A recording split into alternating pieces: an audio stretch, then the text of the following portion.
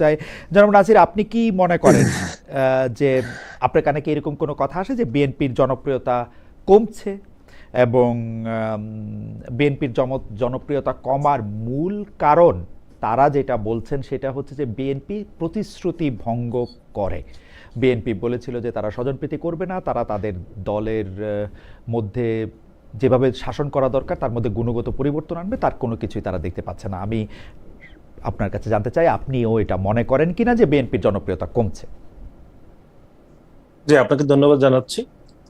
এটি একটি অংশ বলছে, যারা আমরা দেখতে পাচ্ছি যারা সংসদে বিরোধী দল হিসেবে রয়েছে তাদের একটি অংশ গণমাধ্যমে এই কথা বলছে, এমনকি সংসদও এটি বারবার বলছে। কিন্তু দেশের সার্বিকভাবে যদি আমি মনে করি যে মানুষ সেরকম বলছে বলে আমার কানে এখনো পর্যন্ত এটি আসেনি। তবে আপনি যেটি বলেছেন এটি ধরেন সার্জিস আলম সহ জামাত ইসলামের একটি পক্ষ বা সামাজিক যোগাযোগ মাধ্যমে যদি আমরা বলে থাকি, তারা কিন্তু এটি বলছে, এটি আমি কোনোভাবে অস্বীকার করছি না। না, আমি জনাব সার্জিস আলম বিরোধী দল করেন, তিনি বিরোধিতা সরকারের বিভিন্ন আচরণের কার্যক্রমের বিরোধিতা করবেন, সেটা স্বাভাবিক, সংসদেও তাই চলবে। আমি প্লেইন এন্ড সিম্পল আপনার কাছে প্রশ্ন করতে চাই জনাব নাসির, আপনি কি সংসদের বাইরে বা বিরোধী দলের কারো ছাড়া কারো কাছে আপনি শোনেন নাই যে আপনাদের জনপ্রিয়তা কমছে? না, দেখুন, এখানে সামগ্রিকভাবে সরকারের বয়স এখন 4 মাস চলছে। জি, তো আমি যদি সে অর্থে বলি, ধরেন সরকারের বিভিন্ন কাজ বা বিভিন্ন বিষয় নিয়ে মানুষজনের মধ্যে আলোচনা সমালোচনা থাকবে, বা তৃতীয় বিশ্ব রাষ্ট্র হিসাবে এটি খুবই স্বাভাবিক একটি বিষয়। সেখানে সরকারের দৈনন্দিন যে কাজকর্মগুলো চলছে সেখানে অনেক সময় সমালোচনা হয়, অনেক সময় সাধুবাদ জানাই। কিন্তু সামগ্রিকভাবে যদি আপনি বলে থাকেন বা আপনি যেভাবে বলছেন যে সরকারের জনপ্রিয়তা নিয়ে, এরকম বিষয় আমার একদম খুব একটা চোখে পড়ে নাই। তবে হ্যাঁ, অনেকজনই বলেছেন সরকারের কয়েকটি বিষয় নিয়ে, বলেছেন এটি না করলেও সব থেকে ভালো হতো, বা এটি এভাবে করলে আরেকটু বেশি ভালো হতো, এরকম কথাবার্তা আমার কানে অনেকবারই এসেছে বলে আমার মনে হচ্ছে। কিন্তু মানে জনপ্রিয়তা কমছে এরকম কোনো কিছু আপনি শুনেন নাই? না, জনপ্রিয়তার মার্জিন তো আসলে এটি সামগ্রিক একটা আরো লম্বা সময়, বা এটা একটা জরিপের বিষয়, এরকম বাস্তবতা যদি আমরা মনে করি। কিন্তু আমি যে এটা বলছি না যে সরকারের সমালোচনা তো হচ্ছেই। এটি ধরেন আমাদের কাছের বন্ধু বান্ধব অনেকে বলছেন যে এটা এইভাবে করলে ভালো হতো, বা এই মন্ত্রী এই কথাটি না বললে আরেকটু বেশি ভালো হতো, এরকম কথাবার্তা তো চলেই। কিন্তু জনপ্রিয়তা আপনি যে মার্জিনে বলছেন সেটি আমার কাছে মনে হয় এখনো এই অর্থে, এখনো এই সময়টি আসেনি আসলে মনে করি। জনাব নাসির, আমি কিন্তু কোনো মার্জিনে বলছি না, আমি শুধু জানতে চাইছিলাম যে আপনার কাছে এটি কানে আসছে কিনা। আপনার কথা এটি পরিষ্কার, আপনার কানেও এটি আসছে, কারণ আপনার বন্ধু বান্ধবও বলছেন যে এই মন্ত্রীর কথা, আপনিও কিছু সমালোচনার কথা বললেন।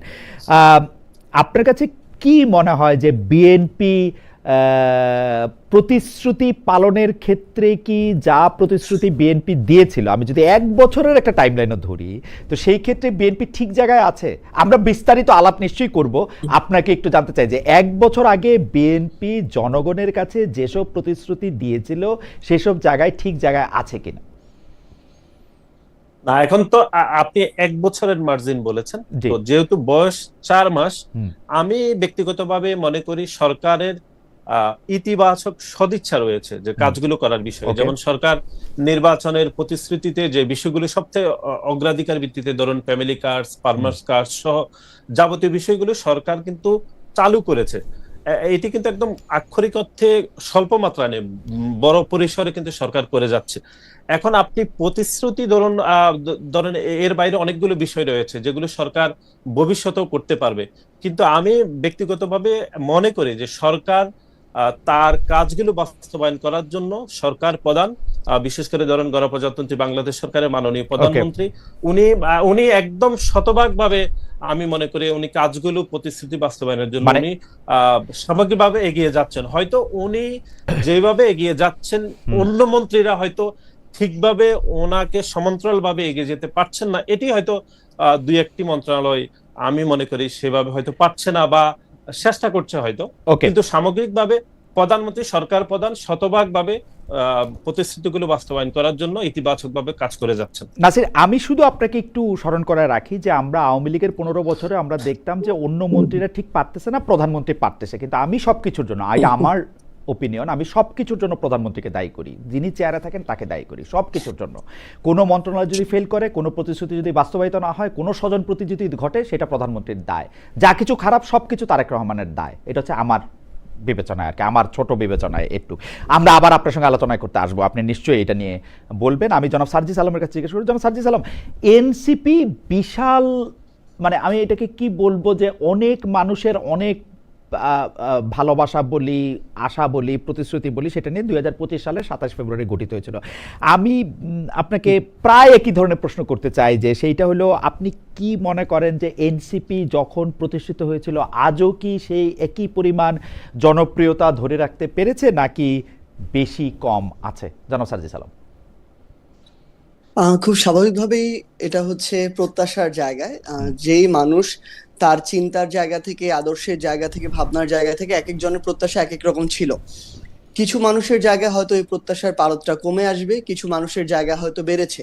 কেউ হয়তো ভেবেছিল যে এই এনসিপি রাজনৈতিক দল হিসেবে দাঁড়াতেই পারবে না, আসন জেতা তো অনেক পরের কথা, কিন্তু এনসিপি সেই জায়গায় আবার 6টি আসন নিয়ে সংসদে প্রতিনিধিত্ব করছে। এবং আমরা দেখছি যে প্রথম অধিবেশন শেষে এনসিপির যারা কণ্ঠস্বর ছিল তারাই প্রকৃতপক্ষে জনগণের যে আকাঙ্ক্ষা, সেই কণ্ঠস্বর হিসেবে জনগণের চাওয়া পাওয়াগুলোকে ধারণ করেছে, সেগুলো নিয়ে কথা বলেছে। আবার এমন অনেকগুলো জায়গা ছিল, অনেক মানুষ হয়তো এক্সপেক্ট করেছিল যে এনসিপি এককভাবে নির্বাচন করবে, বিএনপি বা জামায়াত কারো সাথেই জোট করবে না। সেই জায়গায় বিএনপি জামায়াতের সাথে জোট করেছে। এখন এমন অনেকেই আছে যে হয়তো বিএনপির সাথে জোট হলে খুশি হতো, সে এই জায়গায় খুশি হয়নি। এমন অনেকে আছে যিনি জামায়াতের সাথে জোট করলে খুশি হতেন, তিনি হয়তো খুশি হয়েছেন। এমন অনেকেই আছেন যিনি হয়তো জোট না করলেই খুশি হতেন। তো এখানে আসলে প্রত্যেকের ব্যক্তিগত চাওয়া পাওয়া, আকাঙ্ক্ষাটার উপর ডিপেন্ড করে যে কার এখন কতটুকু আশা, প্রত্যাশা, আকাঙ্ক্ষা আছে এনসিপির সাথে। কিন্তু আমি মনে করছি, বা আমরা মনে করছি, যে ওই মুহূর্তে আমরা এখন পর্যন্ত যে সিদ্ধান্তগুলো নিয়েছি, আমাদের রিসোর্সের সীমাবদ্ধতা আছে। আমাদের একটা রাজনৈতিক দল জাতীয় পর্যায়ে দাঁড়ানোর জন্য, প্রত্যেকটা জেলা, উপজেলা, ইউনিয়ন, ওয়ার্ড পর্যায়ে ফাংশন করার জন্য আমাদের যতগুলো লজিস্টিক সাপোর্ট দরকার, আমাদের সেগুলো ঘাটতি আছে। হয়তো আমরা 100টা আসনে প্রার্থী দিলে তাদেরকে নির্বাচন করানোর জন্য যতটুকু সাপোর্ট দরকার ছিল আমরা সেটুকুও দিতে পারতাম না। তো সামগ্রিকভাবে আমরা খুব স্বাভাবিকভাবে, একটা রাজনৈতিক দল মাত্র 1 বছর বয়স হয়েছে, আমরা চেষ্টা করছি আমাদের যতটুকু সামর্থ্য সেই জায়গায় সীমাবদ্ধতাকে সাথে নিয়ে সর্বোচ্চভাবে কাজ করার। জনাব আলম, আপনি কি মনে করেন, যে আপনি প্রত্যাশার পারদের কথাটা বললেন, সেটার সাথে আমি আপনার সাথে একমত যে এক একজনের এক এক রকম প্রত্যাশা ছিল। আমি জোটের প্রসঙ্গে আসছি না। আপনার কাছে কি মনে হয় যে রাজনৈতিক দল হিসেবে এনসিপি দাঁড়িয়েছে? কেন আমি এই প্রশ্নটি করছি, কারণ আপনি যেটি বললেন সেটি থেকে এটি পুরোপুরি আমরা একটা জায়গায় যেতে পারি যে এইবার বিএনপির সঙ্গে জোট করার ব্যাপারেও এনসিপির কাছে প্রস্তাব ছিল, জামাতের সঙ্গে জোট করারও এনসিপির কাছে প্রস্তাব ছিল, এবং এনসিপি সম্পর্কে এটা বলা হইতেছিল যে এনসিপি যদি কারো সঙ্গে জোট না করে তাহলে এনসিপি বিলীন হয়ে যাবে। তো সেই ক্ষেত্রে কি রাজনৈতিক দল হিসাবে এনসিপি দাঁড়াতে পারলো আসলে? না, একটা রাজনৈতিক দল হিসেবে দাঁড়ানোর জন্য এনসিপির বা যে কোনো রাজনৈতিক দলের যতটা সময় প্রয়োজন, এনসিপি এখন অতটা সময় পার করেনি। একটা রাজনৈতিক দল কখনো 1 বছর 2 বছরের এই সীমার মধ্য দিয়ে যাচাই করা যায় না যে দাঁড়িয়েছে কি দাঁড়ায়নি।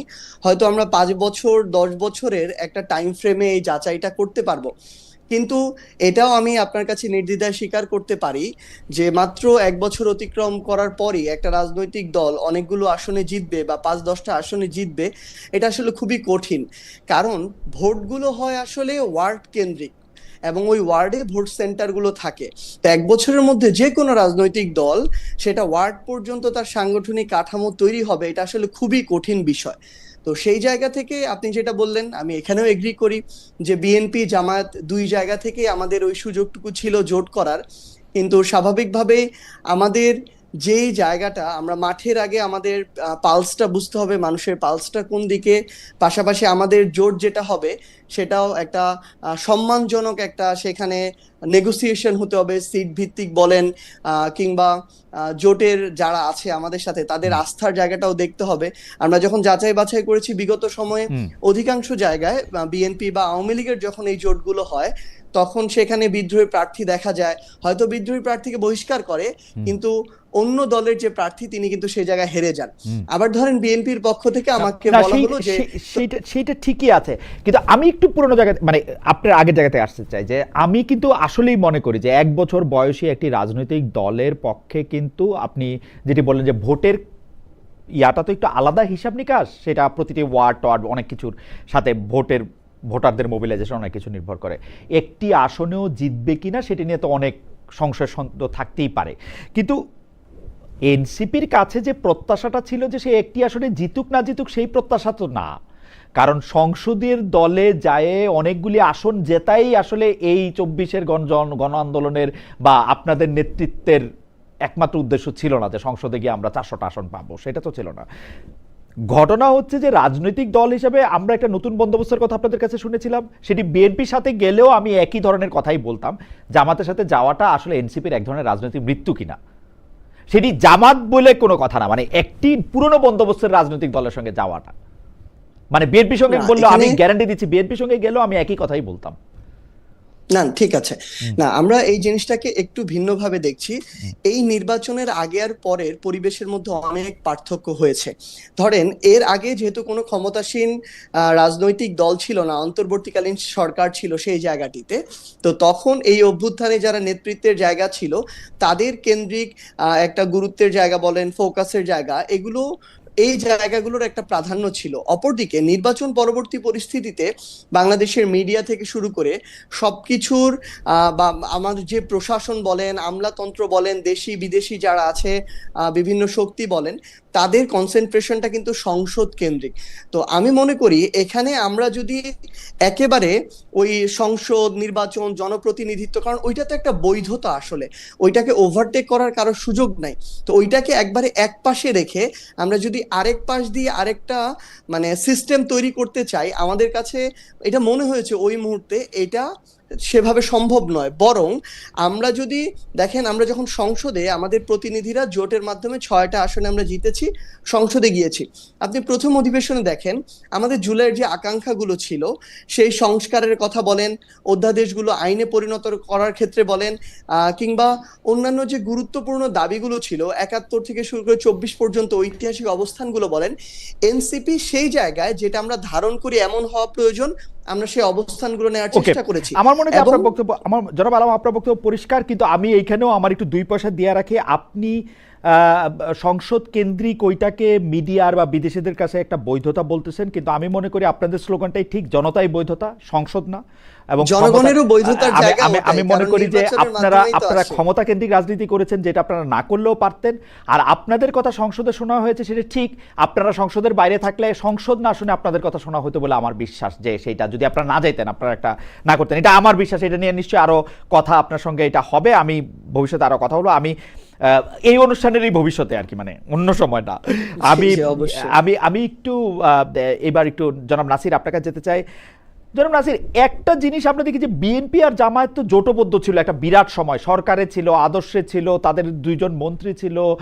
বিএনপি এবং জামায়াতের জোটের সাথে একজনের সাথে আরেকজনের খুবই অঙ্গাঙ্গী সম্পর্ক ছিল, একই রকমভাবে তাদের আমরা কথা বলতে শুনেছি, একই আদর্শে কথা বলতে শুনেছি, কিন্তু এখন আবার বিএনপিকে সারাক্ষণ জামাতের সমালোচনা করতে শুনি। তো দুইটা বিপরীতমুখী কর্ম যদি হয়, সার্জিস ডিবেটার, সার্জিস জানেন, নাসির আপনিও অনেক ডিবেট করেন পলিটিক্যাল, এটা দুইটা জিনিস, দুইটা বিপরীতমুখী জিনিস তো একসাথে ঠিক হইতে পারে না। মানে হয় বিএনপির ওই রাজনীতিটা ভুল ছিল, নাইলে বিএনপির এই রাজনীতিটা ভুল। এখন আপনার কাছে মনে হয় বিএনপির কোন রাজনীতিটা ভুল আসলে? মানে বিএনপি যে জামাতের সঙ্গে খুব জড়িয়ে মরিয়ে ছিল ওইটা ভুল, নাকি বিএনপি যে এখন জামাতের খুব বিপক্ষে চলে গেছে এইটা ভুল? কোনটা আপনার কাছে ঠিক মনে হয়? পরে আমরা জুলাইয়ের গণঅভ্যুত্থানের পরে একটা নতুন বাস্তবতার মধ্যে আসলে রাজনীতি চলমান আছে, আপনি জানেন। এবং এটাই বাস্তবতা যে অতীতে বিএনপির সাথে জামাত ইসলামের একটি রাজনৈতিক জোট ছিল, সরকারের অংশ ছিল, এবং যুগপৎ আন্দোলনেও বিএনপি এবং জামাতের সাথে দীর্ঘদিন ধরে আন্দোলন হয়েছিল। এটি তো বাস্তবতা, এগুলো অস্বীকার করার কোনো উপায় নেই। কিন্তু এখনকার নতুন যে বাস্তবতা, সে বাস্তবতায় তো আমাদেরকে এগিয়ে যেতে হচ্ছে, জামাত ইসলামও তার রাজনীতি করছে।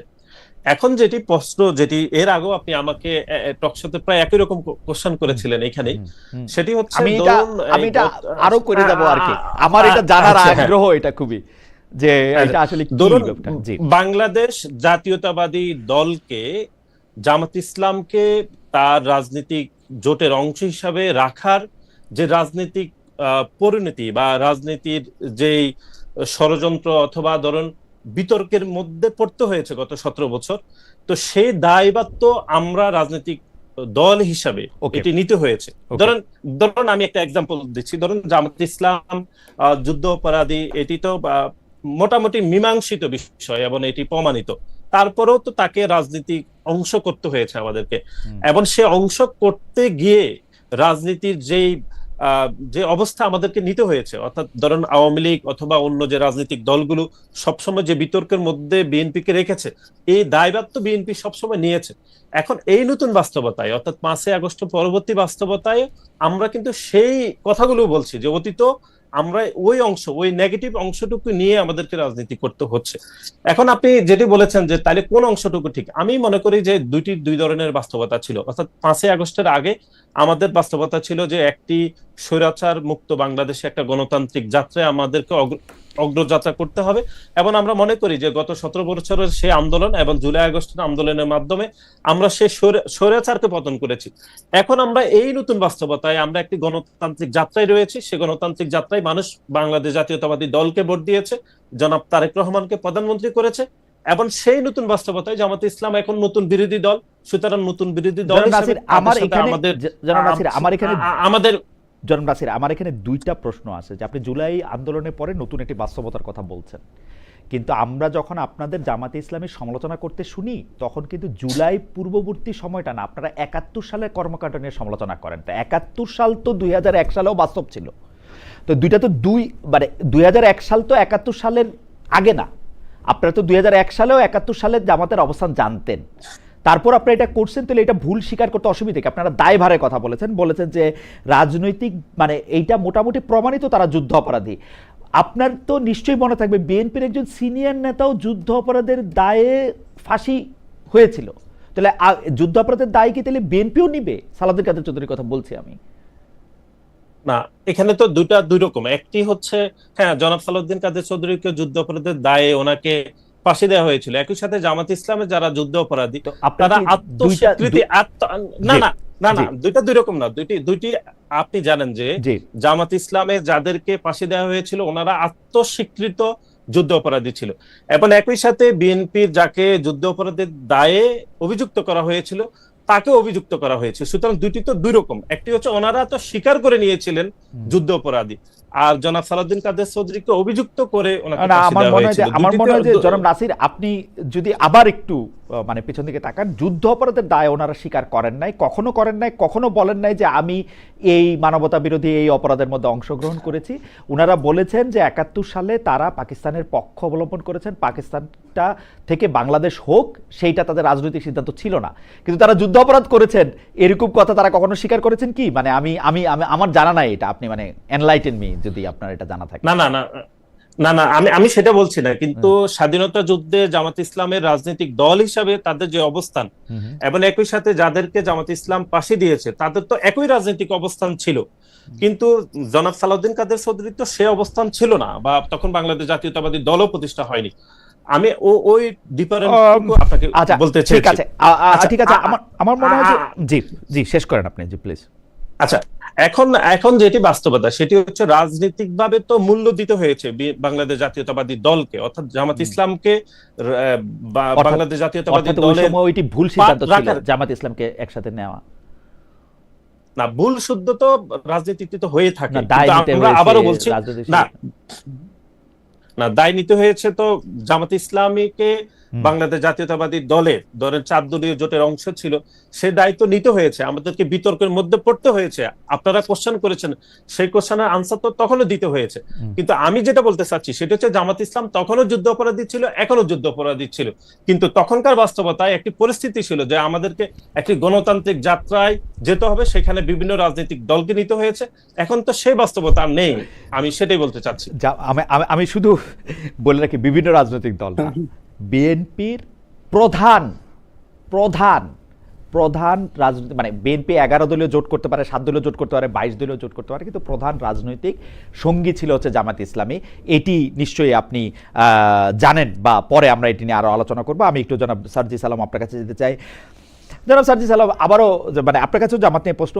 এই যে এনসিপি জামায়াতের সঙ্গে জোট না করলে, আপনি কিছুটা বলেছেন জামাতের সঙ্গে জোট না করলে কি হতো সংসদ নির্বাচনের ফল, মানে সিট সংখ্যা কি কমতো নাকি বাড়তো? এক একজন এক এক রকম কথা বলেন। অনেকে বলেন যে আপনারা যে 6টি সিট পেয়েছেন সেটি জামাত আপনাদের সঙ্গে ছিল বলে, বা জামাতের জোটে আপনারা ছিলেন বলে এটি পেয়েছেন। আমি দেখছিলাম যে আপনারা এই যে সামনে স্থানীয় সরকার নির্বাচন আসছে, তাতে যে সমর্থন ঘোষণা করছেন, সেইখানে আপনাদের মনোনীত বা আপনাদের পছন্দের প্রার্থীকেই আপনারা, তার মানে জামাত আপনাদের সঙ্গে নাই, জামাতের মতো প্রার্থীর সমর্থন ঘোষণা করছে, আপনারা আপনাদের মতো করছেন।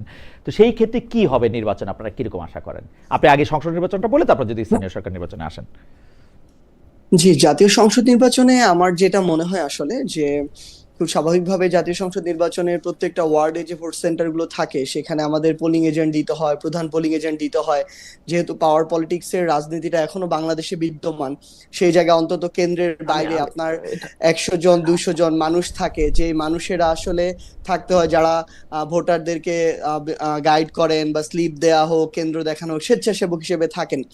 সো আমাদের আসলে এই 1 বছর সময়ের মধ্যে প্রত্যেকটা যে আসনগুলোতে আমরা নির্বাচন করেছি, ওই প্রত্যেকটা সেন্টার কেন্দ্রিক অতদূর পর্যন্ত সাংগঠনিক ভিত্তিটা তৈরি হয় না। আমাদের কয়েকটা আসনে 5 থেকে 10টা আসনে আমরা এই কাজটা মোটামুটি শেষ পর্যায় পর্যন্ত যেতে পেরেছিলাম। কিন্তু আমার কাছে যেটা মনে হয়েছে, ফাইনালি ভোটের যেহেতু এখন শেষ করেছি, ভোটের আগেও দেখলাম, ভোটের সময় দেখলাম, পরেও দেখলাম, হয়তো এমন হতে পারতো এককভাবে নির্বাচন করলে 1টা 2টা আসন জিতলাম, অথবা এমন হতে পারতো যে জিতলাম না, এটারও সম্ভাবনা ছিল। সো এটা 0 থেকে 5 পর্যন্ত হতে পারতো আর কি। তো সেই জায়গা থেকে এটা কনফার্মেশন ছিল না যে জামাতের সাথে নির্বাচন না করলে 3টে 0 থেকে 5 জিতবই। করতে, রাইট? ওকে, হ্যাঁ। তো অপরদিকে হচ্ছে ধরেন এটা বিএনপির সাথে যে জায়গাটাতে আসলে ছিল সমস্যাটা, আমি এটা জাস্ট একটু উল্লেখ করি। প্রথমত হচ্ছে একটা সম্মানজনক শেয়ারিং হতে হবে, আসন শেয়ারিং এর জায়গাটা। তো সেখানে যদি এমন হয়, ধরেন এনসিপির 8 থেকে 10 জনকে ন্যাশনালি সবাই চিনে, বিএনপি শুধু তাদেরকেই আসন দিতে চান, তাহলে আমরা তো শুধুমাত্র ওই কয়েকটা ব্যক্তি কেন্দ্রিক রাজনীতিটা করলে আমাদের আগামীর জন্য, কিংবা আমাদের সাথে যারা সেকেন্ড লেয়ার থার্ড লেয়ারে আরো যারা রাজনীতি করেন জাতীয়ভাবে, তাদেরকে যদি আমরা এই সুযোগটা না দিতে পারি, স্থানীয়ভাবে আমার একটা জেলাতে যিনি জেলার সভাপতি হিসেবে ওই জেলাটা গুছিয়ে একটু জানার জন্য সার্জিস, একটু জানার জন্য, জামায়াত আপনাদেরকে 30টা আসনে মানে সমঝোতা হয়েছিল জামাতের সঙ্গে, বা আপনারা একইভাবে, বিএনপি আপনাদের কতটা দিতে চেয়েছিল? না, এটা আসলে কি, মানে আমরা যখন এই কথাগুলো, প্রথমত আমি যদি বলি, বিএনপি একটা ডেমোক্রেটিক পার্টি, মধ্যম পন্থার রাজনীতি করার চেষ্টা করে, আমরাও একটা ডেমোক্রেটিক পার্টি, মধ্যম পন্থার রাজনীতি করার চেষ্টা করি। সো এমন না যে বিএনপির ডোরটা আমাদের অফ ছিল, বরং বিএনপির সাথেও সমান তালে আলোচনা হচ্ছিল। কিন্তু যখন এই সিটের আলোচনাটা হয় 8টা থেকে 10টার মধ্যে, তখন আমরা মনে করেছি এটা দীর্ঘমেয়াদী রাজনীতির জন্য এনসিপি একটা ক্ষতির মুখে পড়বে। আরেকটা গুরুত্বপূর্ণ বিষয় ছিল যে মাঠ পর্যায়ের যে সেন্টিমেন্টটা, ওই সেন্টিমেন্টটা নির্বাচনের বেশ আগে থেকে বিএনপির মাঠ পর্যায়ের কিছু নেতা কর্মীর বিভিন্ন ধরনের অপকর্ম বলি, চাঁদাবাজি বলি, দখলদারিত্ব, ক্ষমতার অপব্যবহার, মামলা বাণিজ্য, এগুলোর কারণে একটা অ্যান্টি বিএনপি সেন্টিমেন্টের জায়গাটা তৈরি হয়েছিল। আরেকটা বিষয় ছিল যেটা আমরা চিন্তা করছিলাম, যে আপনি দেখবেন বিএনপি যে কয়েকটা আসন ছেড়েছে তাদের জোট সঙ্গীদেরকে, সেখানেও অধিকাংশ জায়গায় বিদ্রোহী প্রার্থী আছে, এবং বিএনপির যে আসনগুলো ছিল সেখানেও বিএনপির বিদ্রোহী প্রার্থী আছে, এবং তাদেরকে বহিষ্কার করে সরাসরি বিএনপির চেয়ারপারসন জনাব তারেক রহমান বলার পরও তাদেরকে বসাতে পারেন নাই। তাহলে আমাদের মতো একটা নতুন রাজনৈতিক দলের জামায়াতের ক্ষেত্রে আমি জনাব সারোয়ার তুষারের আসনটার কথা মনে করতে পারি, নরসিংদীতে, জামায়াত 2টা আসনে আমাদের যে আবার এদিকে রাজবাড়ীতে সম্ভবত কবির আসনেও আমাদের 30টা আসনের মধ্যে 2টা আসনে এরকম হয়েছে।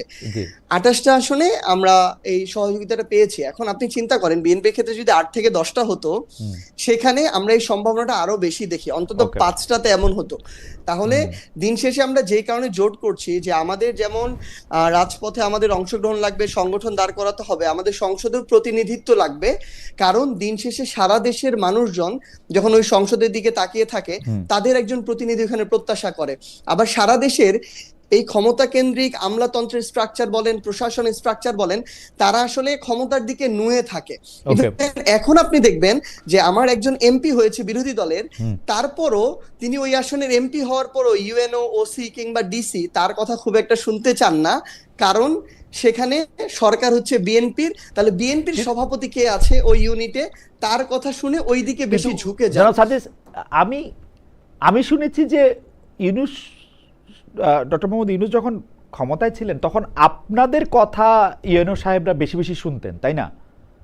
মানে আপনাদের অনেক প্রভাব ছিল, ব্যাপারটা কি এরকম? ঠিক আছে, আমি একটু বলি ভাই, না এরকম না।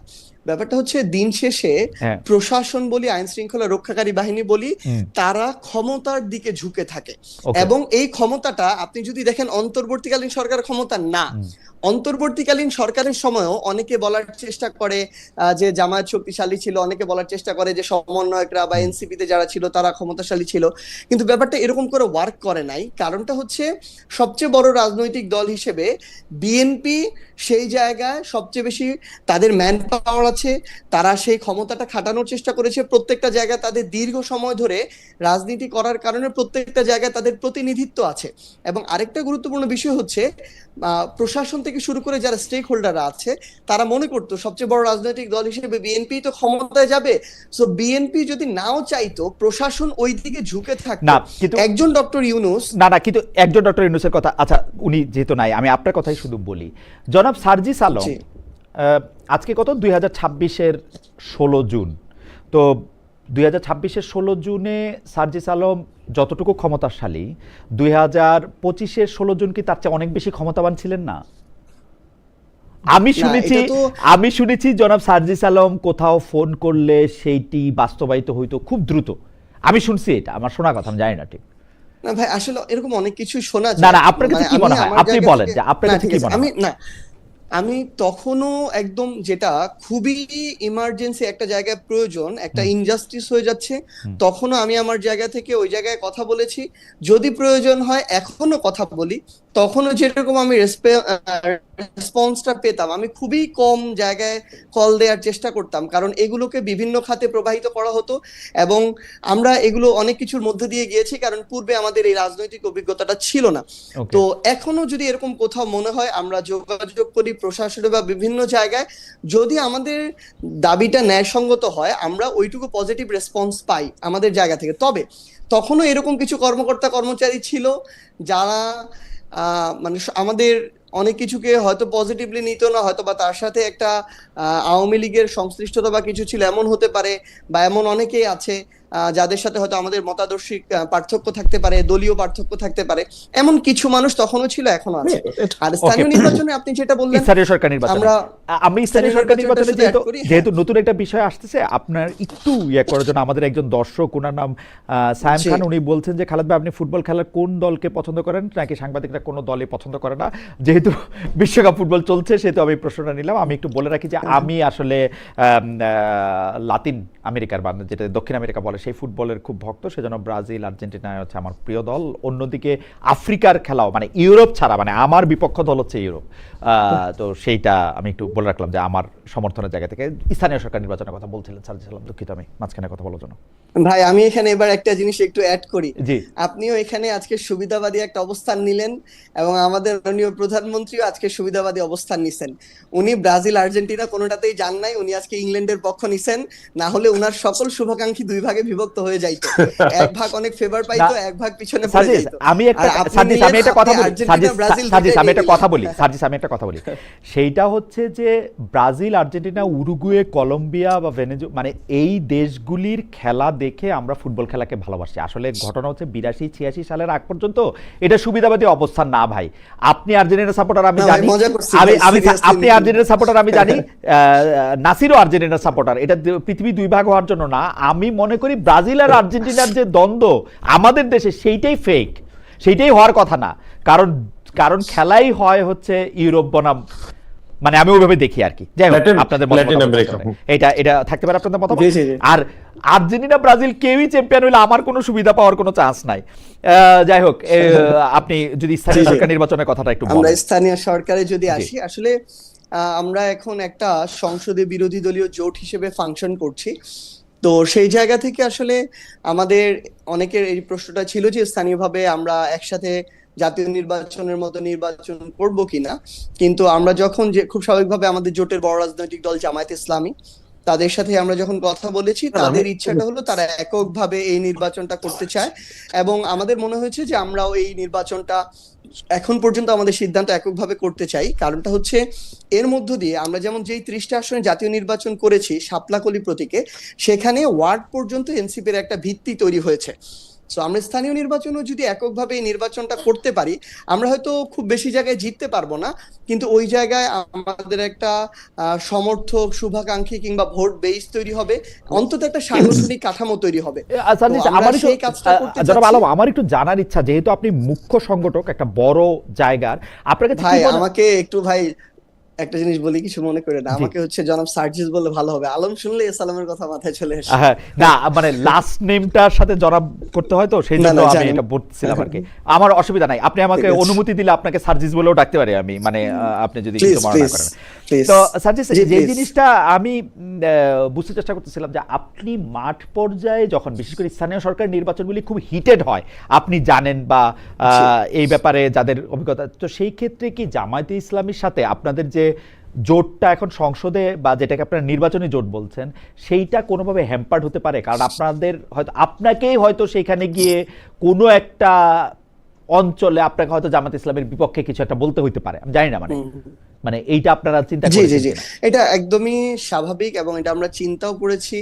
এই জায়গা থেকে আসলে জোটের যে বন্ডিংটা কিংবা হচ্ছে যেভাবে পারফর্ম করার জায়গাটা, আমি এটা মনে করি আপাত দৃষ্টিতে কিছুটা ওইখানে নির্বাচন চলাকালীন সময় ডিস্টেন্স ক্রিয়েট হবে।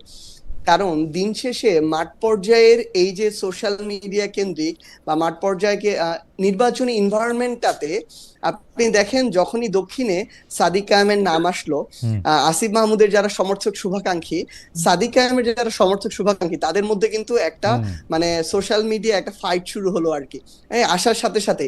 কিন্তু ধরেন বিএনপির যিনি প্রার্থী হতে যাবেন তার সাথে কিন্তু এটা হয় নাই। সো ওই জায়গা থেকে স্বাভাবিকভাবে আমার কাছে মনে হয় হয়তো কিছুটা এই জায়গায় একটা ডিস্টেন্স আসতে পারে, কিন্তু দিন শেষে রাজনৈতিক জোটটা আবার দেশের স্বার্থে, সংসদের স্বার্থে এটা গুরুত্বপূর্ণ। কারণ মানে আপনারা যে অবস্থায় বিরোধী দল আছে, দুইটাকে আলাদা আলাদা করতে পারবেন, মানে ক্লাব ফুটবল আর বিশ্বকাপ ফুটবলের মতো যেরকম আমরা করার চেষ্টা করব আমরা, তবে এটাতে কতটুকু সফল হবে এটা সময়ই বলে দিবে। তবে এখনো যেহেতু স্থানীয় নির্বাচন অন্তত আরো 6 মাস আছে, আমরা যেটা বুঝতে পারছি আমাদের স্থানীয় সরকারের যিনি মন্ত্রী আছেন, আমাদের মহাসচিব, তার কথায়, তাহলে সময়ের সাথে সাথে আরো বোঝা যাবে নির্বাচনের 1 মাস 2 মাস আগে গিয়ে যে এখানে তো কয়েকটা লেয়ার, সিটি কর্পোরেশন আছে, উপজেলা আছে, পৌরসভা আছে, ইউনিয়ন, ওয়ার্ড আছে। সো এমনও হতে পারে 2-1টা লেয়ারে জোটগতভাবে হলো, যেটা করা সম্ভব, যেটা বড় আকারে, এমন হতে পারে বাকিগুলো এককভাবে হলো, কিন্তু এখন পর্যন্ত আমরা এককভাবে প্রস্তুতি নিয়ে আগাচ্ছি।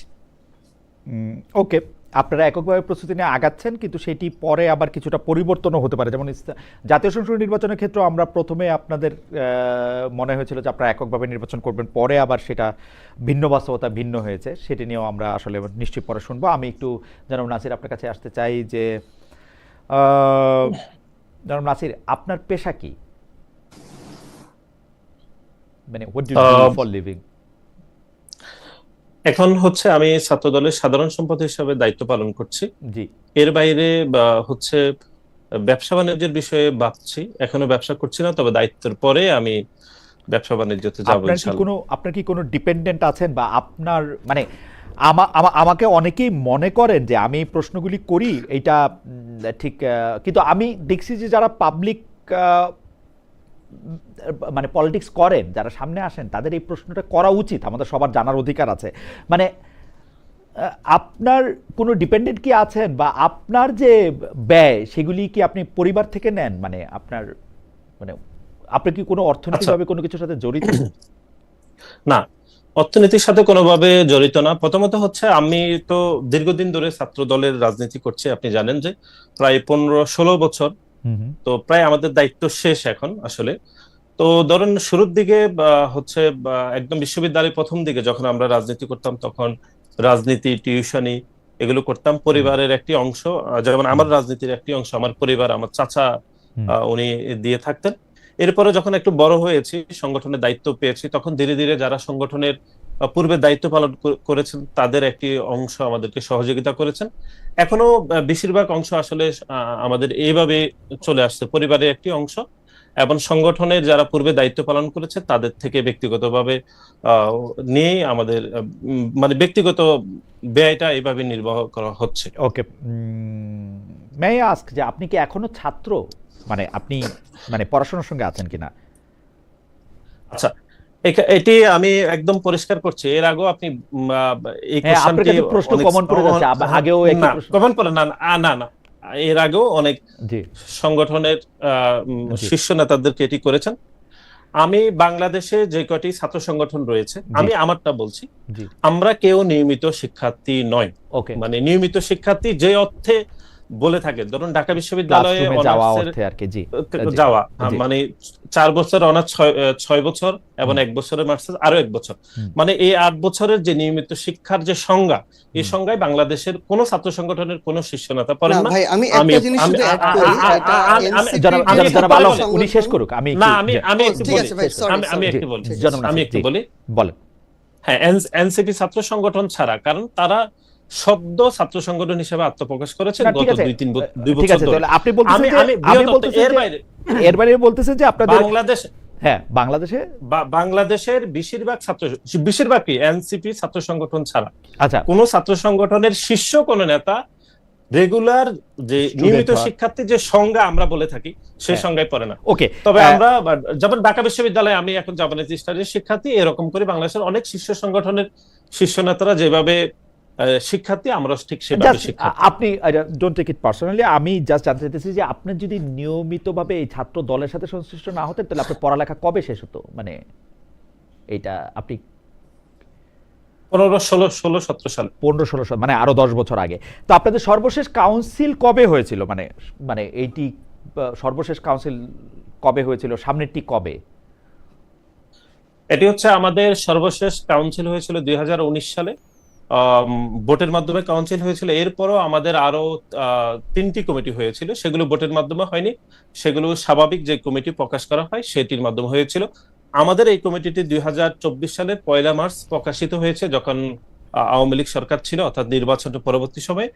এখন 2 বছর 3 মাস চলমান আছে, আমাদের মেয়াদ শেষ, যে কোনো সময় আমাদের নতুন কমিটি হবে, তারপরে নতুনরা দায়িত্ব পালন করবে। এবং আপনি যেটি আসলে বলতে চাইছেন সেটি হচ্ছে গত 17 বছরে আপনি জানেন যে একটি গণতান্ত্রিক নির্বাচন ব্যবস্থা, শক্তিশালী একটি গণতান্ত্রিক না সেটি যাত্রা ঠিকই আছে, বাংলাদেশে নিয়ে সেটি যাওয়ার ঠিক জন্য আছে, না আমি এটি বলতে বাংলাদেশ চাইছি না। জাতীয়তাবাদী দলের আপনাদের সামনে কাউন্সিলটি খুব নিয়মতান্ত্রিকভাবে কমিটিগুলো, সামনে কাউন্সিলটি খুব শীঘ্রই হবে, তাই তো? কমিটিগুলো, হ্যাঁ, নিয়মতান্ত্রিকভাবে কমিটি হয়নি, সেজন্য আমাদের আসলে ছাত্র দলের শীর্ষ নেতাদের স্বাভাবিক বয়সের থেকে একটু বেশি বয়স হয়েছে, এটি সত্য। তবে এখন যেহেতু একটি স্বাভাবিক সময়, ইনশাল্লাহ এই বয়সটি কমে আসবে এবং মোটামুটি নিয়মিত শিক্ষার্থীরাই সংগঠনে হয়তো দায়িত্ব নেবে ইনশাল্লাহ। আপনাকে অনেক ধন্যবাদ। জনাব সার্জিস আলম, আপনি কিছু একটা বলতে চাইছিলেন, আপনি কি সংক্ষেপে একটু বলবেন যে মানে আপনি কি বলতে চাইছিলেন? তাহলে আমি প্রশ্নটি আপনার প্রশ্নটি না, এটা নাসির ভাই বলে দিয়েছে অলরেডি। আমাদের এনসিপি আপনাদের ছাত্র ছাত্র সংগঠন, সংগঠনের কথা। জাতীয় ছাত্র শক্তির জি, জি। কেন্দ্রীয় কমিটির যারা 2 জন রয়েছেন, দায়িত্ব পালন করছেন সভাপতি, সাধারণ সম্পাদক হিসেবে, তারা দুজনই ঢাকা বিশ্ববিদ্যালয়ের মাস্টার্সের রানিং স্টুডেন্ট। ওকে, জনাব সার্জিস আলম, আমি আমি আমি জনাব সার্জিস আমাকে আলম, শোনা যাচ্ছে? আমি একটু অ্যাড করতে চাই শুধু এই কথার বাইরে। জি বলেন। মানে খুব জরুরি কি আপনার কানেকশনটা, আপনার ভিডিওটা চলে গেছে, আপনি ভিডিওটা আসা পর্যন্ত অপেক্ষা করবেন, ততক্ষণ আমি জনাব সার্জিস আলমের সাথে একটু কথা বলি। তো জনাব সার্জিস আলম, আপনি কি করেন, মানে যদি আমি পেশাগতভাবে জানতে চাই যে মানে আপনি আচ্ছা, জীবিকার জন্য আপনি না, কি করেন? জি জি, আমার আসলে নির্বাচনের পর থেকে এটা আমার নিজেরই একটা চিন্তার গুরুত্বপূর্ণ জায়গা ছিল। পরবর্তীতে আমি কয়েকটা জায়গাকে নিয়েছি এবং ছোট ছোট ভাবে একদম রুটিন বেসিসে এই প্রত্যেকটা জায়গা একটু মেনটেন করার চেষ্টা করছি। প্রথমত আমি নির্বাচনের পরপরই আমি আসলে আমার সকল সোশ্যাল মিডিয়া যেগুলো আছে, আমি প্রত্যেকটা জায়গায় মনিটাইজেশন অন করেছি।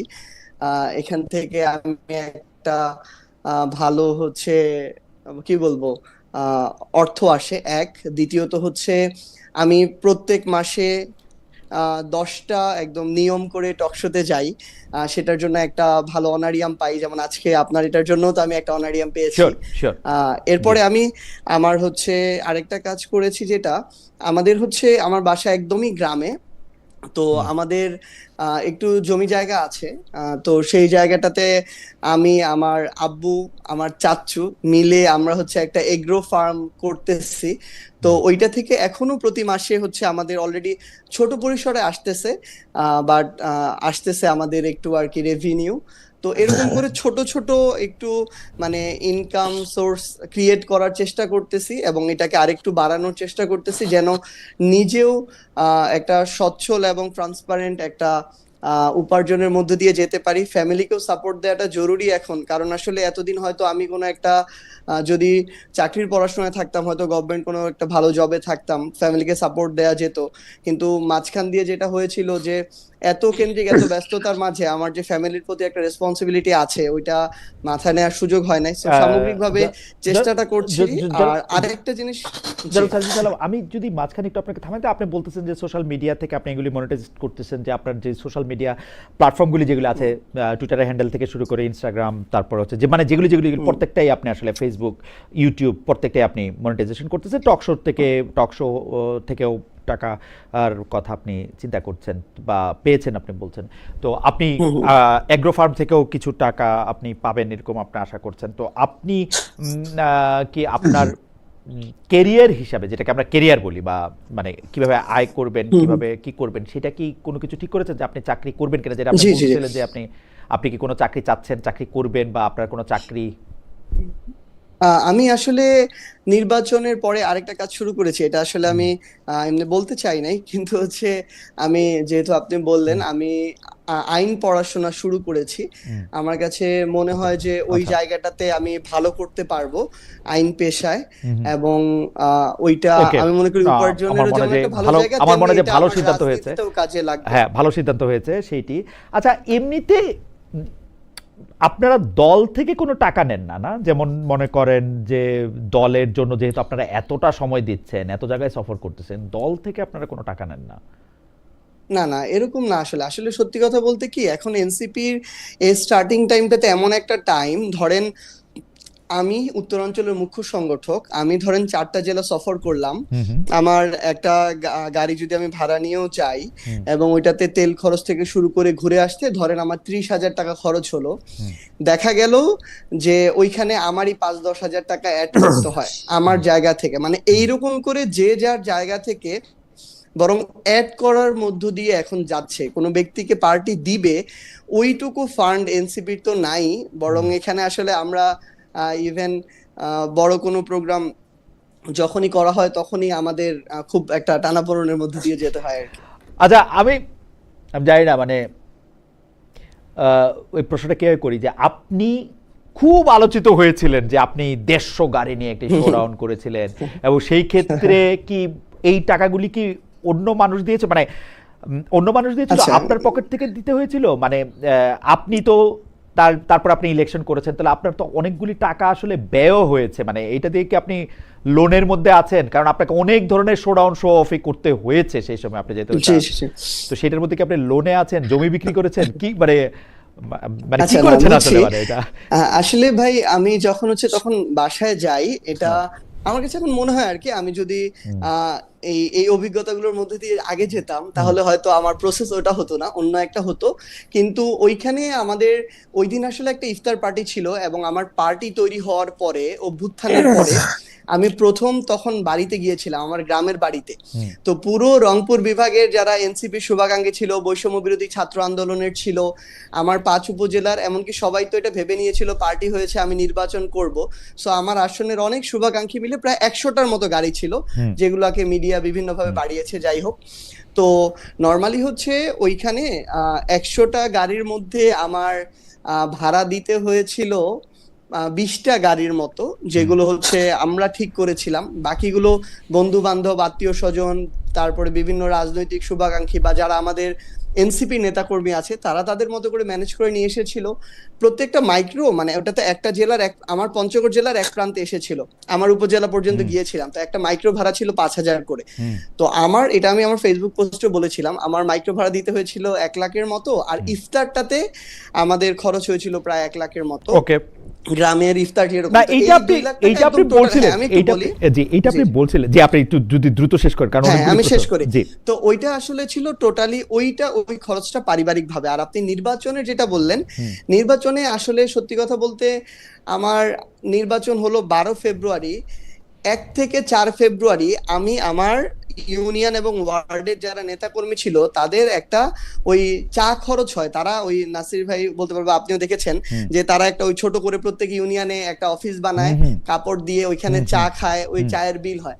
তো আমি এটা দিতে পারি নাই দেখে আমার প্রচারণায় আমি ওই টাইমে বিশাল একটা ঘাটতির মধ্যে দিয়ে গিয়েছিলাম, মানে প্রচারণাটা পিছায় গেছিল। তো পরবর্তীতে আমি কিছু পারিবারিকভাবে ম্যানেজ করি, কিছু শুভাকাঙ্ক্ষীকে আমি মেসেজ দেই যে আমার তো 5 বছর একটা নির্বাচন, আমাকে এখানে একটু হেল্প করলে ভালো হতো, এরকমের মধ্য দিয়ে গিয়েছি। এবং আমার কাছে মনে হয় আমার অপোজিশনের প্রার্থী যত খরচ করেছে আমি তার 5 ভাগের 1 ভাগও করতে পারি নাই।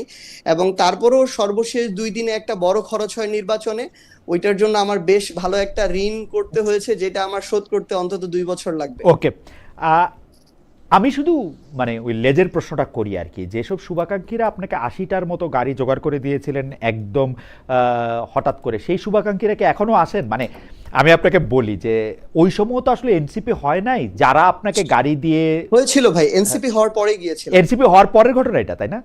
মানে 27 ফেব্রুয়ারি 2025-এর পরের ঘটনা এটা।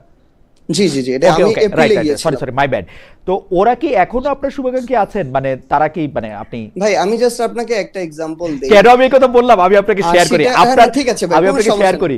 আমি জনাব হাসনাত আব্দুল্লাহ বর্তমান এমপি, তাকে বলতে চেয়েছিলাম যে আপনি তো এখন এত গাড়ি চড়েন, তো উনি আমাকে জানতে চেয়েছিলেন যে আপনি জার্মানিতে এখানে কি গাড়ি চড়েন, জার্মানিতে কি গাড়ি চড়েন, এবং উনি আমাকে বলেছিলেন যে 1000 খালেদ মহিউদ্দিন আছে, বা হাজার বা শয়ে খালেদ মহিউদ্দিন আছে যারা গাড়ি দিবে।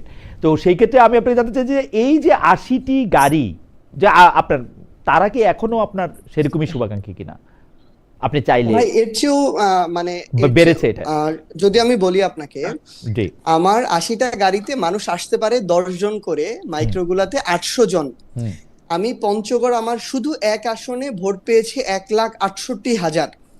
আমি আপনাকে বলেছি যে শুধু আমার আসন না, আমার জেলা না, পুরো রংপুরের যারা এনসিপির ওই মুহূর্তে করতে আগ্রহী ছিল, বৈষম্য বিরোধী ছাত্র আন্দোলনের ছিল, আত্মীয় স্বজন, বন্ধু বান্ধব, মানে হয়তো আমি আমার জায়গা থেকে এটা এখন ফিল করতে পারি না, কিন্তু আপনিও আপনার জায়গা থেকে হয়তো এই জিনিসটাকে ফিল করতে পারবেন না, কিন্তু তাদের যে একটা ক্রেজিনেস ছিল, যে একটা অভ্যুত্থান হয়েছে, সেখানে সামনের সারিতে তাদের একজন বন্ধু আছে, তাদের একজন আত্মীয় আছে।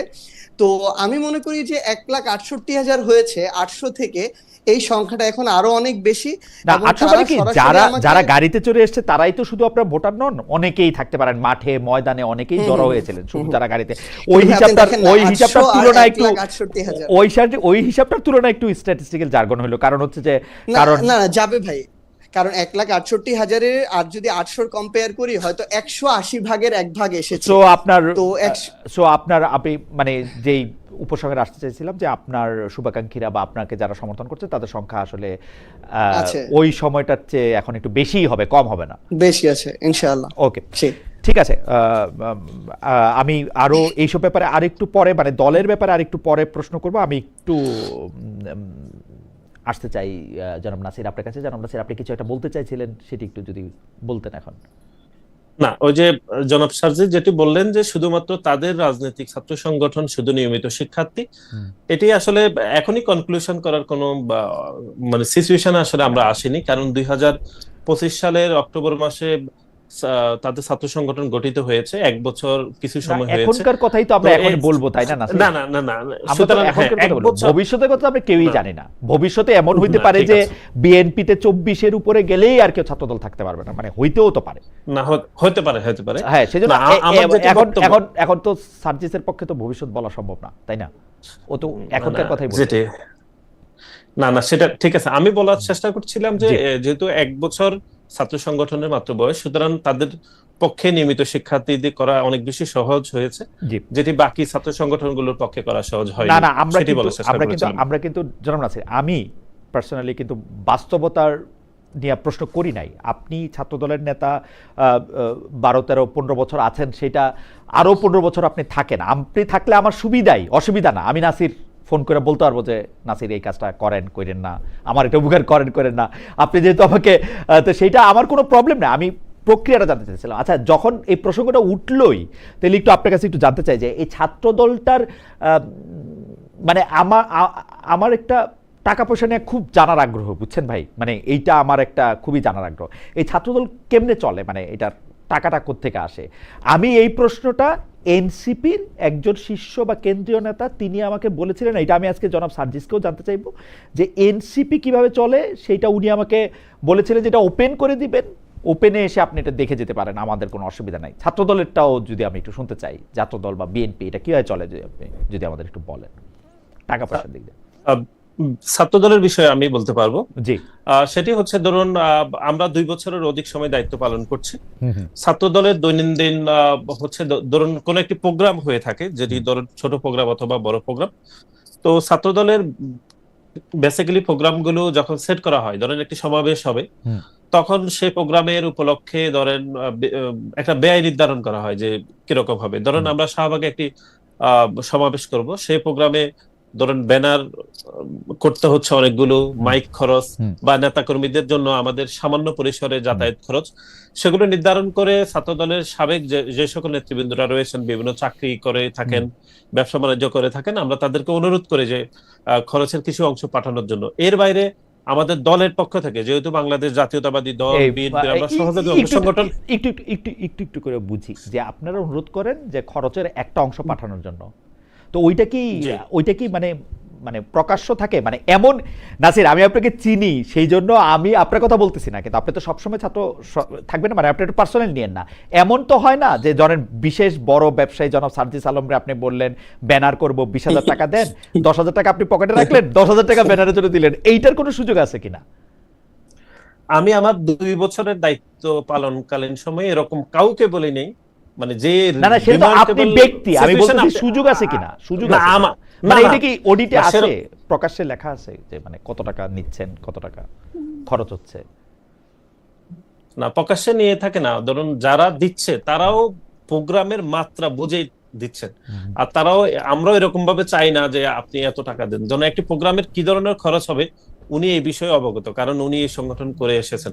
অথবা আমি আরো 10 বছর পরে তো আমি বুঝতে পারবো যে কিরকম খরচ। না সেটা ঠিক আছে, কিন্তু জনাব নাসির আমি বলি, আমরা পাড়ায় শিল্ড ফুটবলের আয়োজন করতাম, তো সেটার মধ্যে থেকে তো আমরা পাড়ার যারা মুদি দোকানদার আছেন ঢাকাতেই 20 টাকা 25 টাকা 30 টাকা তো নিতাম, কিন্তু নেয়ার পরে শিল্ড এবং ফুটবল খেলার আয়োজন করতে খরচ হচ্ছে ধরেন 500 টাকা, আর 100 টাকা 50 টাকার আমরা চটপটি খাইতাম, আমরা যারা কমিটি আসে ওরকম চটপটি খাওয়ার পয়সার স্কোপ আছে কিনা সেইটা আমি জানতে চাইছিলাম।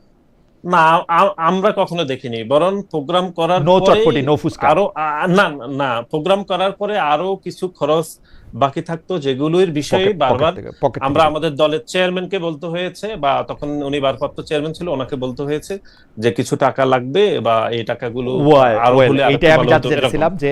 এটা আমি জানতে চাইছিলাম যে অনেক সময় আপনারা বর্তমানে যিনি প্রধানমন্ত্রী আছেন জনাব তারেক রহমানকে আপনারা অনুরোধ করেছেন যে এই প্রোগ্রাম করতে আমাদের কিছু টাকা লাগবে, তখন হয়তো উনি কাউকে বলে দিয়েছেন অথবা উনি টাকা দিয়েছেন, তাই তো?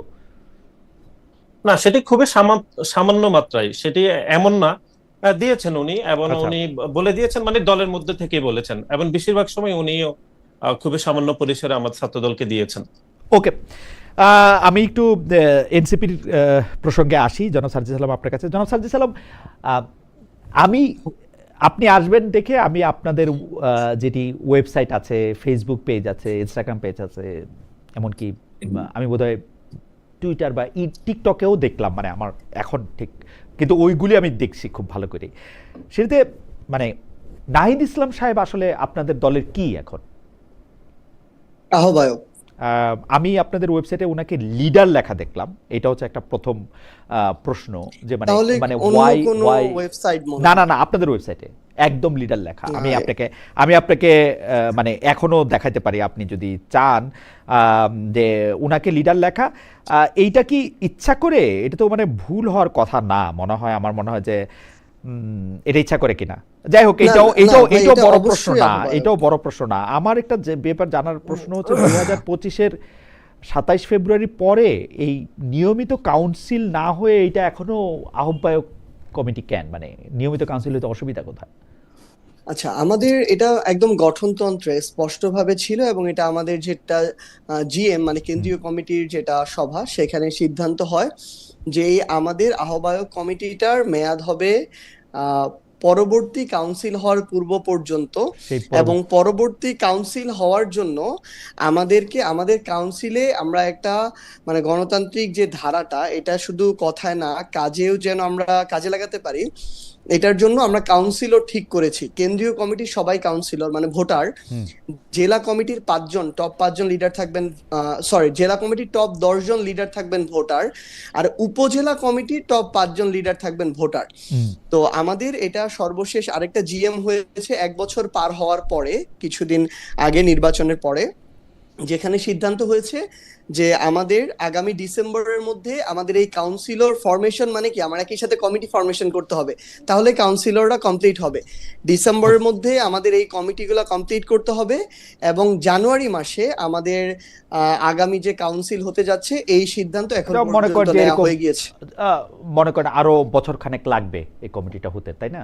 না, বছর খানেক লাগবে না, এটা আমাদের সর্বোচ্চ আর 3 মাসের মধ্যে আমাদের কাউন্সিলররা হয়ে যাবে, কারণ সাংগঠনিক দায়িত্বটাতে আমি আছি। ওকে। আগামী 27 জানুয়ারিতে আমাদের কাউন্সিল হবে, প্রথম কাউন্সিল। আমার মনে হয় যে জনাব সাজিদ সালাম, আপনি একটু দেখতেও পারেন ন্যাশনাল সিটিজেন পার্টি BD.com-এ লেড বাই বলা আছে নাহিদ ইসলাম ব্র্যাকেটে লিডার, আর আক্তার হোসেন সেক্রেটারি, উনি সদস্য সচিব, এটা মেম্বার সেক্রেটারি হওয়া উচিত। এটা কোনো মানে পরিবর্তন কিনা আমি জানি না, মানে কেন এটা হয়েছে এটা জানি না। আমি পরবর্তী আমি আসলে সর্বশেষ যেটাতে দেখেছি, জি, ওই জায়গাটাতেও সবকিছু ঠিক ছিল। আমি জানি না আসলে আলাদা চেক করা হচ্ছে কিনা, আমি এটা শেষে আমি আবার আমার check মনে হয় যে এটা করবো। কোনো পরিবর্তন হইলো কিনা আমি জানি না। এইটাতে আমার কয়েকটা প্রশ্ন আছে, আপনি যদি একটু দ্রুত বলেন। এই আপনাদের দল জি। সম্পর্কে বলা হয়েছে এটা স্টুডেন্ট লেড, কিন্তু আমি আপনাদের নেতৃবৃন্দের মধ্যে কাউকে এখনো ছাত্র দেখছি না। এটাকে এখনো ছাত্র নেতৃত্বের মাধ্যমে পরিচালিত বলার কারণ কি? না, এটা কোথায় আছে স্টুডেন্ট লেড? এই যে আমি এটা আমি আপনাকে বলি, ন্যাশনাল সিটিজেন পার্টি BD.com, এই পার্টির বৈশিষ্ট্য লার্ন মোর অ্যাবাউট আস, এটাতে যদি আপনি দেখেন, এটাকে লেখা আছে student led, rights focused, citizen driven, inclusive. আমি বাংলা পাইলে সুবিধা হইতো, কিন্তু এটার মধ্যে বাংলা না, এটা ইংরেজিতেই আপনারা লিখছেন অ্যাবাউট ন্যাশনাল সিটিজেন্স পার্টি। এটা পড়তে গেলে আমি এরকম দেখি, এবং আপনি এটা পরে দেখে নিয়েন। আমি মানে আমার মনে হয় যে আমি আচ্ছা, দেখতেই ঠিক পাচ্ছি আছে, এটা জি। এখনো আর কি। Led by Nahid Islam leader, Akter Hossain secretary, and Salahuddin Sifat spokesperson. NCP is notable for being the first না, না, না, না, না, এই যে ভাই, আমার মনে হয় আপনি একটা অন্য কোনো ওয়েবসাইটে গিয়েছেন, কারণ সালেউদ্দিন সিফাত তো আমাদের স্পোকস পারসন না, আসিফ মাহমুদ স্পোকস পারসন। আচ্ছা, আমি ন্যাশনাল সিটিজেন পার্টি BD.com, এটাকে আপনাদের ওয়েবসাইট? না, আমাদের এটা মানে মনে হয় অ্যাকচুয়ালটা না, আপনি যেটা দেখছেন, কারণ এগুলো তো অনেক ফেক ওকে, তৈরি ঠিক হয়। আছে, ঠিক আছে, ইফ ইট ইজ নট ইট, আমি তাহলে আর এটা নিয়ে দুই কথাই নাই। আচ্ছা, আমি তাহলে পরবর্তী যেই ব্যাপারটা আপনাকে বলতে চাই সেটা হচ্ছে যে ওই টাকা পয়সার প্রসঙ্গ, যে আমরা কিন্তু বারবার মানে অন্যান্য নতুন বন্দোবস্তের কথা বা পুরনো বন্দোবস্তের আমরা যে রাজনৈতিক দলগুলির কথা বলি, আমরা বিএনপি আওয়ামী লীগকে মানে আমি যতবার সুযোগ পেয়েছি ততবার এই একই প্রশ্ন করতে চাই যে আপনারা আসলে টাকা পয়সাটা কোথেকে পান, টাকা পয়সাটা জনগণের সামনে প্রকাশ করবে কিনা। আমার কোনো অসুবিধা নাই যে বিএনপি যদি রাজনৈতিকভাবে ধরেন বিএনপিকে মানুষ যদি 500 কোটি টাকাও চাঁদা দেয় প্রতিদিন, আমার কোনো অসুবিধা নাই, কিন্তু আমি চাই যে সেটা মানুষের সামনে প্রকাশ করা হোক, এর মধ্যে কে কত টাকা নিচ্ছে, কে টাকা খরচ হচ্ছে সেটাও হোক। এনসিপি আমাদেরকে বলেছিল যে যে এইটা প্রকাশ্যে থাকবে, যে কেউ যে কোনো সময় গিয়ে এটা দেখে আসতে পারবে, এবং এটা পাবলিকলি ওপেন করা হবে। এই ব্যাপারটা যদি আপনি একটু বলেন যে এনসিপির এই টাকা পয়সার কোত্থেকে দল কিভাবে পরিচালিত হয়, টাকা কিভাবে আসে, ভাড়া কিভাবে দেওয়া হয়, এটি আসলে আমরা এখনো জানি কিনা, মানে পাবলিক রেকর্ড। আমরা ভাই কয়েকটা এখানে পলিসিতে কাজ করি। আমরা পুরোটা চেয়েছিলাম যেন আমাদের ক্রাউড ফান্ডিং এর মধ্য দিয়ে যায়, আমরা সেই প্রক্রিয়া করেছি এবং সেটা চলছে, কিন্তু ক্রাউড ফান্ডিং এর মধ্য দিয়ে পুরোটা আসলে করা টাফ হয়ে যায় আসলে।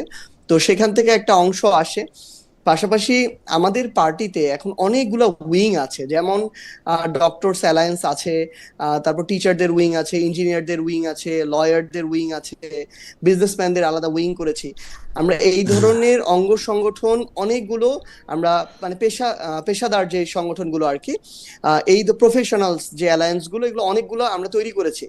এবং আমাদের ডায়াসপোরা যেটা আছে, দেশের বাইরের প্রবাসীদের সংগঠন, এই জায়গা থেকে আমাদের মোটামুটি একটা ভালো সহযোগিতা কন্ট্রিবিউশন পার্টির জন্য আসে। আরেকটা হচ্ছে আমাদের মাঝে মাঝে যখন বড় প্রোগ্রাম হয়, বড় প্রোগ্রামের সময় একটু বুঝে বুঝে যায়, মানে আপনারা যারা পেশাজীবীদের যারা আছেন তারা আপনাদেরকে চাঁদা দেন। এটা কি জামায়াতে ইসলামের মতো ধরেন আয়ের একটা নির্দিষ্ট অংশ আপনারা নির্দিষ্ট করে দিয়েছেন, যে ধরেন আমরা 5% বা 10% 8% এরকম কিছু না, যিনি যত পারেন ভালো দেন পারেন? তো যিনি ভালো দেন তারে কি জনাব সার্জিস আলম এই কথা বলেন যে আপনি ভালো টাকা দেন তাহলে আপনাকে ওই কমিটির সভাপতি বানিয়ে দিচ্ছি, এটা কি বলে? না, এটার কোনো সুযোগ নাই আসলে ভাই, কারণ আমাদের ফাইন্যান্সের দায়িত্বে আলাদা একটা কমিটি আছে, আর সাংগঠনিক দায়িত্বে আলাদা কমিটি। ধরেন আমি সাংগঠনিক জায়গাটা দেখি, আমার সাথে ওইটার কোনো সম্পর্ক নাই, আমি ওটা জানিও না। কিন্তু আমার পার্টির যেখানে হিসাবের খাতা, আপনি যেটা একটু আগে বললেন, আমরা প্রথমে চেয়েছিলাম এই পুরোটা আমরা একদম কোন ব্যক্তি থেকে আসছে, কত টাকা আসছে, কোন খাতে খরচ হচ্ছে, কত টাকা খরচ হচ্ছে, এই হিসাবটা পুরোটা আমরা অনলাইনে দিয়ে দিব। কিন্তু এটাতে আমরা হচ্ছে বেশ কিছু যেটা সমস্যা দেখছি, যে ধরেন আমাদের এখানে সাপোজ আমাদের লয়ারদের মধ্যে একজন সিনিয়র লয়ার আছেন, ধরেন উনি মাসে সাপোজ উনি একজন সিনিয়র সুপ্রিম কোর্টের আইনজীবী, উনি মাসে 5 লক্ষ টাকা ইনকাম করেন, ধরেন উনি এনসিপি তে মাসে 20,000 টাকা দেন। এখন উনি এটা প্রকাশ, উনার নামটা দেখতে চান না ওখানে এই জায়গাটাতে। এবং উনার কথা হচ্ছে যে আপনাদের যে আমাদের যে টপ কাউন্সিল, যেটা পলিটিক্যাল কাউন্সিল, ওইখানে হিসাবটা থাকুক, আপনারা জানেন। কিন্তু এটা মানে সামনে আসলে সমস্যা। আমি আপনাকে দায়িত্ব নিয়ে বলি, এইটাই হচ্ছে নতুন বন্দোবস্ত। উনি যে তার নামটা ওখানে দেখতে চায় না, কারণ উনি ট্যাক্স ফাঁকি দেয়। উনি একটা দুষ্ট লোক। উনি 5 লক্ষ টাকা রোজগার করে, ওনার 6 লক্ষ টাকা ট্যাক্স দেওয়া উচিত বাংলাদেশ গভর্নমেন্টের, সেটা উনি দেয় না বলে উনি ওনার ইনকাম দেখায় হচ্ছে 80,000 টাকা, আপনাদেরকে দেয় 20,000 টাকা। সত্যি এটা, কিন্তু আপনারা তো তাকে বাধ্য করবেন, আপনার নাম আরো প্রকাশ্যে দেন, আপনি দিবেন না কেন? না ভাই, আমি এবং বিএনপি আওয়ামী লীগের এরকম বহু লোক আছে, নাসির যদিও এখন হাসতেছে, বিএনপি আওয়ামী লীগের এরকম লোক ভরা, যে এই তারা এরকম। আপনাকে শুধু একটা জিনিস অ্যাড করি, আপনি আপনার একটা সাইড বললেন, কিন্তু আমি যদি আপনাকে এরকম আরেকটা সাইড বলি, যে বাংলাদেশের পাওয়ার পলিটিক্সের যে রাজনীতি, এবং এখনো বাংলাদেশে আমরা দেখি ক্ষমতাসীন রাজনৈতিক দলগুলো থেকে শুরু করে তাদের অঙ্গ সংগঠনের যারা আছে, আমরা এরকম অসংখ্য ঘটনা দেখছি। কিন্তু এখন আপনি দেখেন, নাসির ভাইরাই বহিষ্কার করেছে একজনকে গতকালকে, গাজীপুরের একটা মহানগরের ওয়ার্ড ছাত্র দলের সভাপতি হুমকি দিচ্ছে ওইখানে তারেক রহমান আসলে কাজ হবে না, তারেক রহমানকে। কিন্তু আপনি যেটা বলতেছেন, আমি একটু বলি যে আপনি বলতেছেন যে আপনার দলের যিনি ঘোষণা দিয়ে আপনার দল করবেন, উনি আপনাকে চাঁদাটা কেন লুকিয়ে দিবেন? মানে উনি তো এটা, আমি আপনাকে বলি, আমি আপনাকে বলছি, উনি যে দিচ্ছে এই তালিকা কিন্তু আমার কাছে আছে, মানে এনসিপির যে পলিটিক্যাল কাউন্সিল বা যে ফাইন্যান্স সেক্রেটারি, তার কাছে একদম নাম ধরে এই তালিকা আছে, আমাদের কাছে হিসাব আছে। কিন্তু এটা আমরা ধরেন একদম পাবলিক করা এখনই কি কারণে যাচ্ছে না? কারণটা হচ্ছে, ধরেন ওই মানুষটা ট্যাক্সও দেয়, আপনি জানেন কি না? মানে আপনি এটা তো শিওর বলতে পারবেন না, যাই হোক, আমরা একটা কাল্পনিক লোক নিয়েই কথা বলতেছি। না, একটা পরের লাইনটা আমি একটু বলি যেটা ইম্পর্টেন্ট। সে এটার সংশয় করে বা আশঙ্কা তৈরি হয় যে এটার কারণে অন্য কোনো কালো বদনজর তার উপরে পড়ে কিনা, যেটার কারণে তাকে দীর্ঘমেয়াদে ক্ষতিগ্রস্ত হইতে হয়। কালো নজর মানে কি? মানে এটা কি রেটরিক নাকি আপনি আক্ষরিক করতেই বলতেছেন? মানে বদনজর মানে মুখ লাগা ওরকম কিছু? না ভাই, মুখ লাগানো না। ধরেন ক্ষমতাসীন যারা থাকেন, আমি এখন যে বিএনপি আছে দেখে বিএনপির কথা বলতেছি, ব্যাপারটা এমন না। ক্ষমতাসীন ধরেন ব্যাপারটা কি এরকম যে খালেদ মহিউদ্দিন এনসিপি কে 20,000 টাকা চাঁদা দেয়, এখন নাসিরও গিয়া দাবি করলো যে আপনি আমারও 20,000 টাকা দেন, ব্যাপারটা কি এরকম? হতেই পারে। কিন্তু বাংলাদেশে তো পার্টি সিস্টেম, ভাই আমি তো এনসিপি করি, আমি ঘোষণা দিয়ে ফেলছি, আমি তোমাদেরকে চাঁদা টাকা দিব কেন? এটা তো হয় না। তার চেয়ে বড় জিনিস যেটা আরো হয় ভাই, মানে আরেকজন এসে চাইলো, এটা বেশি বড় জিনিস না। তার চেয়ে বড় জিনিস যেটা হয়, টার্গেট হয়ে যায়। ধরেন উনার ওই প্রফেশনাল জায়গাটাতেও অন্যান্য রাজনৈতিক দলের অনেক প্রফেশনাল ব্যক্তি আছেন, তারা তাকে টার্গেট করে ফেলে। তার যতটুকু প্রাপ্য বা ধরেন যতটুকু উন্নতি বা ওই পদোন্নতি এটা হওয়ার কথা ছিল, ক্ষমতাসীন দলের অনেকে ওই সার্কেলে যেখানে তার কম্পিটিশন হয়, ওই রেফারেন্সটা দিয়ে তাকে আটকে দেয়, এবং সে তার প্রাপ্যটুকুও তখন পায় না। তো এই ধরনের অনেক অবস্ট্রাগল ফেস করতে হয়। আচ্ছা ঠিক আছে, আমি এই ব্যাপারটা আমি আশা করব যে আপনি আরো অনেক স্বচ্ছতার এটা কিন্তু ইয়া ব্যক্তি দিবেন। হিসেবে আমরা যদি ভাই আমরা যত দিন ব্যক্তি যাবে তত হিসেবে স্বচ্ছ হবে। আপনি শুধু এই জিনিসটা আপনি একটু বলেন তো আমাকে যে আমি যখন গুগলে সার্চ দিলাম, আমি আমাদের রিসার্চ টিম, তখন আরো দুটি ওয়েবসাইট আমরা পেয়েছি। একটা হচ্ছে ন্যাশনাল সিটিজেন পার্টি BD.com, আর একটা হচ্ছে জাতীয় নাগরিক পার্টি .com।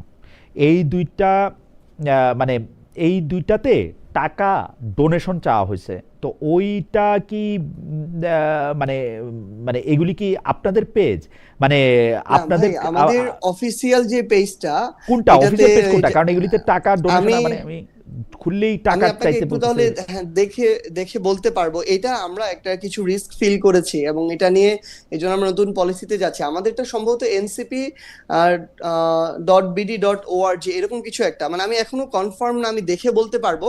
কিন্তু ওকে, আমাদের যেটা ncp.bd অফিসিয়ালটা, এটা আমাদের সবার আমাদের টাইমলাইনে শেয়ার করা আছে। আমার, হাসনাতের, নাহিদের, আচ্ছা নাসির ভাই, ঠিক আছে। আক্তার ভাই, সবার টাইমলাইনে শেয়ার করা আছে। কিন্তু আপনাদের নাম এটা করে অনেক হচ্ছে দেখে টাকা চাওয়া হচ্ছে, আপনারা নিশ্চয়ই এটা দেখবেন। এটার মধ্যে এই ডোনেশন জায়গায় চাওয়া হচ্ছে, সতর্ক এটা থাকাটা জরুরি। জি। আপনারা আপনাদের নামে ডোনেশন নেওয়া হচ্ছে। এখন হইতে পারে আপনারা নেন না, হইতে পারে আপনারা নেন, আমরা কেমনে বুঝবো? এখনই ঘটনা না, হইতেছে ঠিক যে এটা আছে। আপনারা নিশ্চয়ই এটা আপনারা হ্যাঁ, দেখবেন। আচ্ছা, লাস্ট প্রশ্ন, অবশ্যই। এই সিরিজের লাস্ট প্রশ্ন। আপনারা আমাদেরকে বলছিলেন যে আপনাদের অফিসটা আপনারা কার থেকে বাসাটা ভাড়া নিছেন এবং কারে কত টাকা ভাড়া দিচ্ছেন সেইটাও আমাদেরকে দেখাবেন, রসিদ টসিদ সবকিছু, যেগুলি আমাদেরকে বিএনপি দেখায় না। আওয়ামী লীগের তো সবকিছুই নিজেদের কেনা, ধানমন্ডিতে কিছুই আমাদেরকে তো বলেও না। আপনারা দেখাবেন বলছিলেন, সেইটা কি আপনারা জানেন কিছু, যে কার থেকে, মানে ওই অফিসটা কার থেকে আপনারা ভাড়া নিছেন, কারে হ্যাঁ আপনারা হ্যাঁ, টাকা আমাদের দিচ্ছেন? অফিসটা আমাদের প্রায় 3000 স্কোয়ার ফিটের। তো ওইটুকু অংশের, ওটা ধরেন একটা বিল্ডিং, যে বিল্ডিং এর 15 তলায় ওইরকম অংশ আছে 6টা। তো 6টার মধ্যে একটা অংশ আমাদের ভাড়া নেয়া, এবং ওইটুকুর যিনি মালিক, ওই অংশটুকুর যেমন ভাবে ফ্ল্যাট ব্যক্তি ধরে কিনে নেয়, যে ব্যক্তিটা ফ্ল্যাট কিনে তাকে ভাড়াটা দিতে হয়, বাড়ির মালিককে না। তো ওইটার যিনি মানে যার, তাকে আমরা প্রতি মাসে ভাড়া দেই। এবং শুরু আমরা থেকেই প্রতি NCP মাসে যে আপনারা ফান্ড, ভাড়া ওই দেন? ভাড়া থেকে, শুরু হ্যাঁ থেকে অবশ্যই। আপনারা প্রতি মাসে ভাড়া দেন? মানে রূপায়ণ টাওয়ারে এটা অবস্থিত হইলো, সেটি রূপায়ণ টাওয়ারের সাথে কোনো সম্পর্ক নাই, ওই ফ্ল্যাটটি আরেকজন ব্যক্তির এবং তাকে আপনারা ভাড়া দেন, এই তো? জি জি। এবং সেটি আপনারা শুরু থেকেই ভাড়া দেন? হ্যাঁ, আমাদের কাছে তো প্রতি মাসের রিসিট আছে। প্রতি মাসের রিসিপ্টও আছে। ওকে, আমরা তাহলে পরবর্তী প্রসঙ্গে জনাব নাসিরের কাছে যাই। জনাব নাসির, আপনিও কিছু বলার জন্য একটু উসকুস করতেছিলেন, আপনি কি একটু বলবেন? যদি সংক্ষেপে বলেন তাহলে আমি পরবর্তী প্রসঙ্গে যাচ্ছি। আচ্ছা, মানে আপনি শুরু করার আগে আপনি একটু যদি অনুমতি দেন, আমি দর্শকদের কাছে একটু প্রশ্ন করেছিলাম যে সাবেক আইজিপি বেনজির আহমেদকে দুবাই থেকে দ্রুতই দেশে ফিরিয়ে আনার আশা করেছেন স্বরাষ্ট্রমন্ত্রী সালাউদ্দিন আহমেদ। প্রিয় দর্শক, এটি সম্ভব বলে মনে করেন কিনা? শতকরা 42% দর্শক মনে করেন যে এটি সম্ভব, শতকরা 58% দর্শক মনে করেন যে এটি সম্ভব না। 30,000 দর্শক আমাদের ভোট দিয়েছেন। জনাব নাসির, আমি পরবর্তী প্রসঙ্গে যাওয়ার আগে যদি আপনি কোনো মন্তব্য করতে চান।